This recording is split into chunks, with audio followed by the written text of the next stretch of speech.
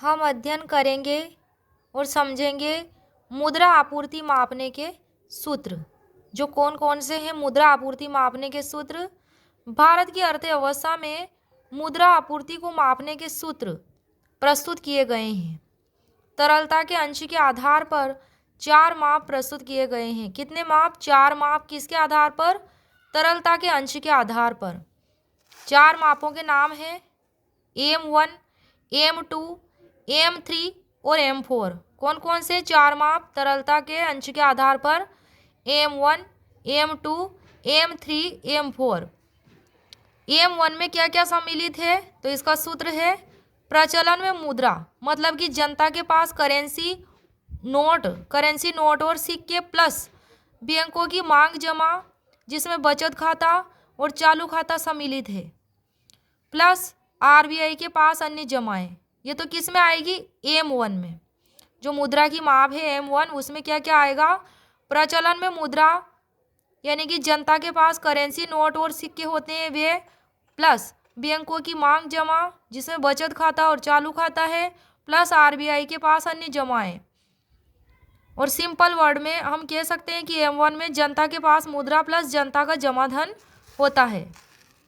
Next है सूत्र M2 के लिए। किसके लिए? M2 के लिए। M2 के लिए कौन सा सूत्र उपयोग में लिया गया? M1 प्लस डाकघर के पास मांग जमाएं, जिसमें होती है बचत खाता और बचत योजनाएं। M1 क्या? ये M1 हमने जो सूत्र देखा था M1 के लिए, वो उसमें सम्मिलित सारी बातें, प्लस डाकघर के पास मांग जमाएं, जिसमें बचत खाता और बचत योजनाएं सम्मिलित है। नेक्स्ट है M3 के लिए सूत्र। इसमें M1 में जो हमने जो बातें देखी थी वे सम्मिलित है, M1 की सारी, प्लस बैंकों की सावधि जमाएं, जिसमें आवर्ती जमा और नियत जमा होते हैं। M4 इसके लिए सूत्र है M3, यानी कि M3 में जो बातें दी गई हैं ये सम्मिलित होंगी, प्लस डाकघर बचत बैंकों के साथ सभी जमा, जिसमें मांग जमाएं और सावधिक जमाएं इंक्लूड होती हैं। M1 की डिटेल है कि यह मुद्रा आपूर्ति का सबसे तरल उपाय है। कौन सा? M1। इसे संकीर्ण मुद्रा भी कहते हैं, किसको? M1 को, क्योंकि इसकी तरलता सबसे अधिक होती है इसलिए, और निवेश में इसकी मुद्रा नहीं के बराबर होती है, और यह जनता के पास उपलब्ध मुद्रा की मात्रा है ये M1, और 100% तरलता इसमें होती है M1 में।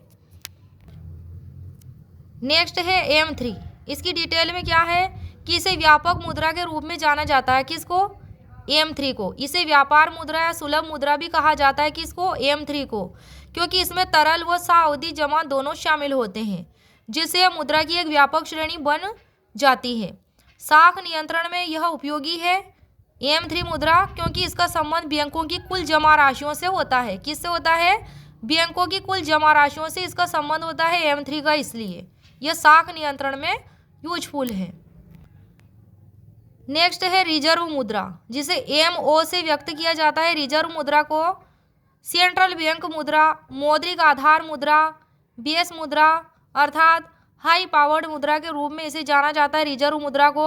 और इसे मापने का सूत्र है MO को, मतलब कि रिजर्व मुद्रा को प्रचलन में मुद्रा प्लस आरबीआई के पास बैंकरों की जमा राशि प्लस आरबीआई के पास अन्य जमा, ये इसकी सूत्र है। नेक्स्ट है पॉइंट, मुद्रा की मात्रा अर्थात मुद्रा के स्टॉक का माप आरबीआई करता है। कौन करता है? आरबीआई। किसी अर्थव्यवस्था में परिचालित मुद्रा के कुल भंडार को मुद्रा आपूर्ति कहा जाता है। किसे कहा जाता है? मुद्रा आपूर्ति। किसी अर्थव्यवस्था में परिचालित मुद्रा के कुल भंडार को। मुद्रा की माप के जो टॉपिक में है और है, संक्षेप में मुद्रा 2 प्रकार की होती है। एक तो होती है सेंट्रल बैंक मुद्रा, जिसे MO से व्यक्त करते हैं, और एक होती है वाणिज्यिक बैंक मुद्रा, जिससे M1 और M3 के अलग अलग संकेतों के माध्यम से व्यक्त करते हैं। नेक्स्ट टॉपिक है पोस्ट ऑफिस डिपॉजिट भी M2 और M4 घटकों में शामिल है। किसमें? पोस्ट ऑफिस डिपॉजिट M2 और M घटकों में शामिल है। रिजर्व मुद्रा को किससे व्यक्त करते हैं? MO से। संकीर्ण मुद्रा कौन सी होती है? AM1। इसे संकीर्ण मुद्रा कहा जाता है AM1 को। और विस्तृत या व्यापक मुद्रा AM3 को कहा जाता है। मतलब इसको इससे व्यक्त करते हैं, विस्तृत मुद्रा को AM3 से व्यक्त करते हैं, संकीर्ण मुद्रा को AM1 से। नेक्स्ट है AM1 का सूत्र है जनता के पास मुद्रा प्लस जनता का जमा धन।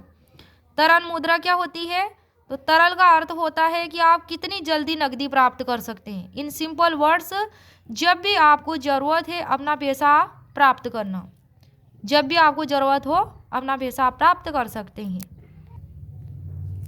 तरलता में और है इसकी व्याख्या कि आपका आपातकालीन बचत खाता है तरलता, और आपके पास पड़ी नकदी हो सकती है जिसे आप किसी अप्रत्याशित घटना या किसी वित्तीय झटके के मामले में उपयोग में ले सकते हैं। तरलता भी एक महत्वपूर्ण भूमिका निभाती है क्योंकि यह आपको अवसरों का लाभ उठाने की अनुमति देती है।